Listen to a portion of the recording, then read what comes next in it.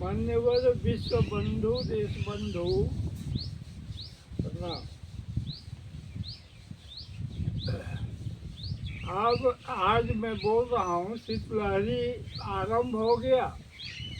शीतलहरी ज़्यादा ठंडी हवा चल रहा है, बढ़ने लगा। और मैं जो वीडियो देने का काम हूँ तो कर रहा हूँ, करूँगा, लेकिन पेजिंग बनाने का जो काम है वो नहीं कर पाऊँगा क्योंकि हाथ जो है फिसल जाता है।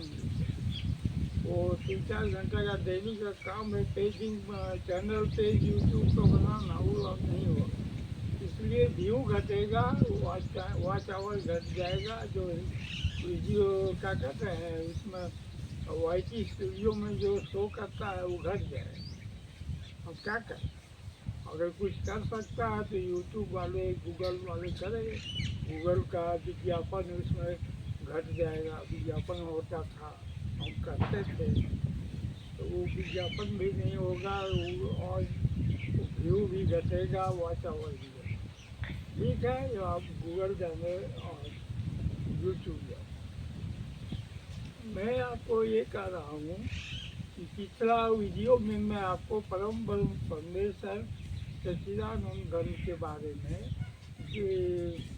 भागवत गीता के बारे में आप लोगों को बताए थे कि इसको जो है स्कूल के पाठ्यक्रम में अनिवार्य विषय, कॉलेज के पाठ्यक्रम में अनिवार्य विषय में लाया जाए, क्योंकि गीता, भागवत गीता से जो है बच्चा, बूढ़ा, युवा, तीनों अवस्था के, तीनों स्टेटस के व्यक्ति को लाभ है। लाभ कि जिंदगी, जीवन जीने में सहायक, सहयोगी। तो इसलिए बंधुगण, इसके बारे में मैं तो प्रवचन दे चुका हूँ गीता के बारे में संक्षेप में, और सरल भाषा में दिया हूँ। उससे भी सरल अगर आप जानना चाहते हैं तो मैं एक एक करके दूंगा।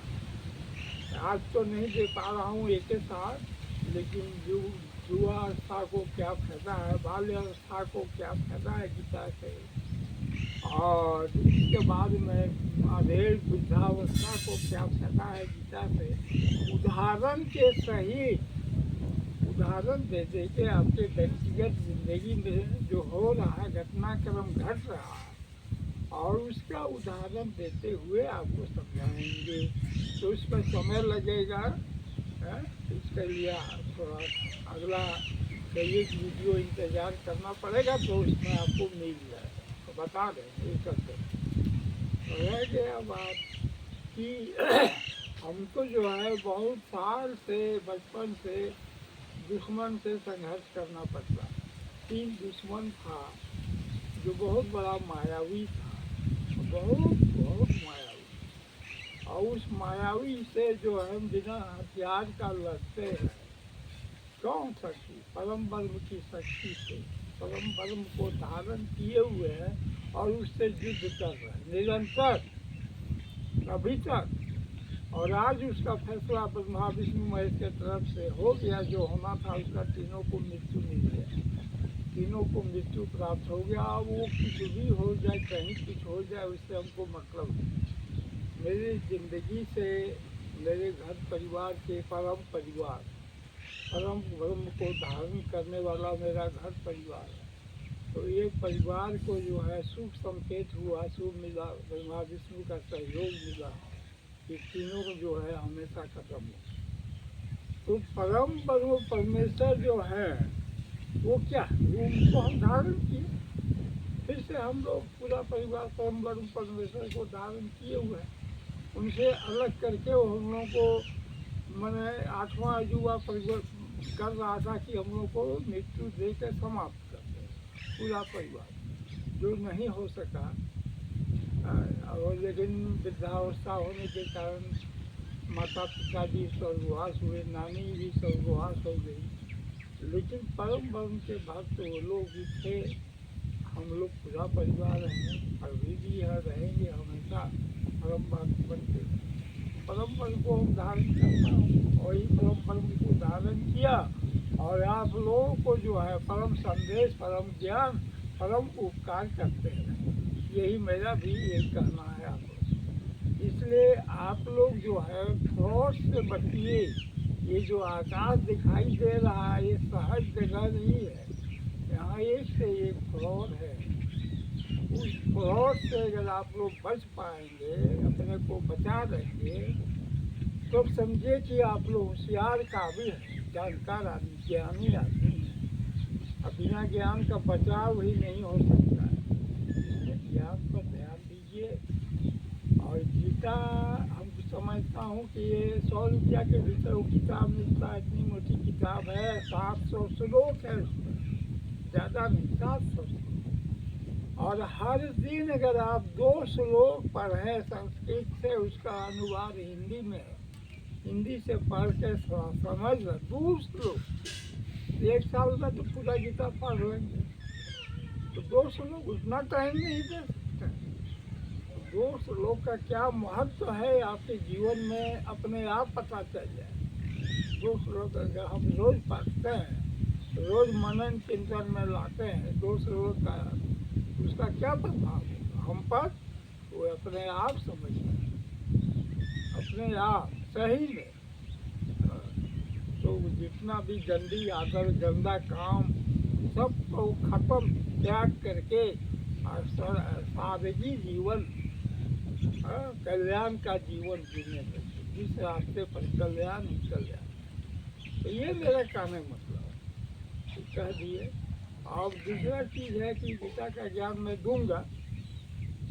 आपके सभी दर्शक को मैं समान इसलिए समझता हूँ कि गीता सभी के लिए है, पापियों के लिए भी है, पाप उतारने के लिए, और धर्मियों के लिए, उसको स्वर्ग गति और परम गति पाने के लिए। तो इसलिए गीता सबके लिए, आप लोगों के लिए, सभी के लिए, चाहे किसी देश का वासी हो, किसी धर्म में आस्था रखता हो, सबके लिए गीता है।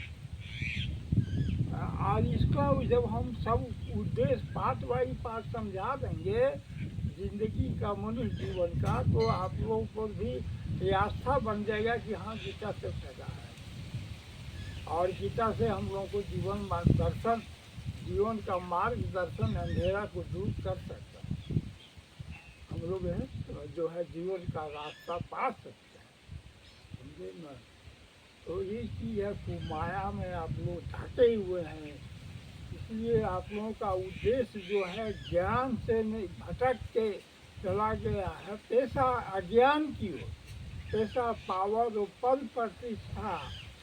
पद प्रतिष्ठा तो आप लोग समझते हैं, बड़ा बड़ा पद, बड़ा बड़ा सम्मान खोजते हैं, बड़ा बड़ा पैसा खोजते हैं, और बड़ा बड़ा पावर खोजते हैं। तो ये माया जो है, जो कुमाया जो है, वहाँ आप लोग पहुँचेंगे। इसलिए आपको ज्ञान नहीं समझ में आ रहा है। अज्ञान ही अज्ञान समझ लेते हैं कि ज्ञान नहीं समझ। इसलिए ज्ञान जब समझ जाएंगे तो ये माया जो है आपको तुच्छ लगेगा, कुछ नहीं।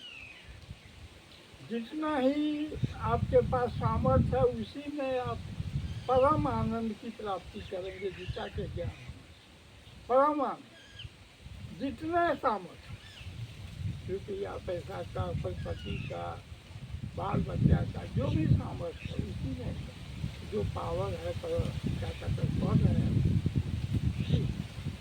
इसलिए इसको भी आप समझिए।